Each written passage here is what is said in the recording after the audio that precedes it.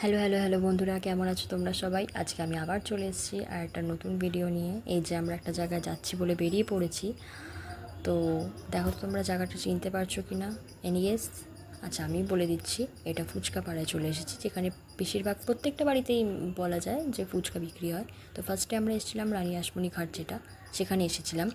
এই যে মন্দিরটা দক্ষিণেশ্বরের আদলে তৈরি মন্দির। আমরা ভেতরে ঢুকিনি, বাইরে থেকেই আরও পাশে মন্দির ছিল সেগুলো দেখছিলাম। এই যে বাইরে থেকেই জাস্ট এনজয় করছিলাম।